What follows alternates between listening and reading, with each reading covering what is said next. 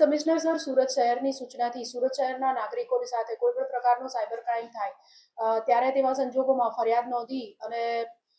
જરૂરી કાયદેસરની કાર્યવાહી કરી ફરિયાદીને ન્યાય અપાવવાની કાર્યવાહી કરવા સૂચના આપવામાં આવેલ. તે અંતર્ગત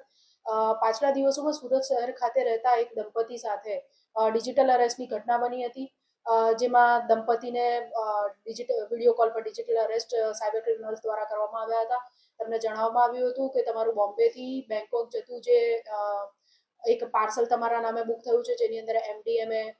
5 પાસપોર્ટ, કપડાં, ડ્રગ્સ વગેરે મળી આવ્યું છે.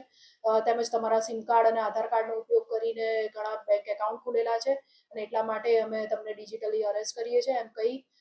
તેમને ધમકાવીને તેમની પાસેથી પોલીસ કાર્યવાહીને કોર્ટ કચેરી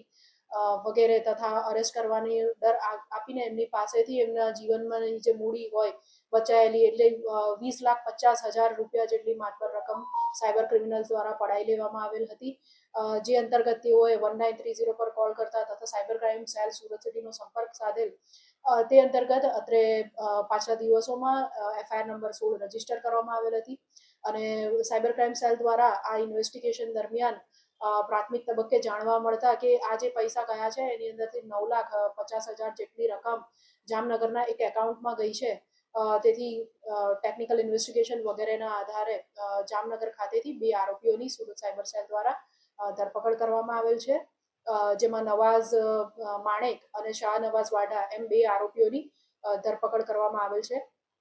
આમાં નવાઝ જે છે એણે પોતાનું કોટક મહિન્દ્રા બેંકનું જે એકાઉન્ટ છે એ કમિશન ઊંચી રકમનું કમિશન લઈને શાહનવાઝ વાઢાને આપેલ હતું અને સાયબર ક્રાઇમના જે પૈસા છે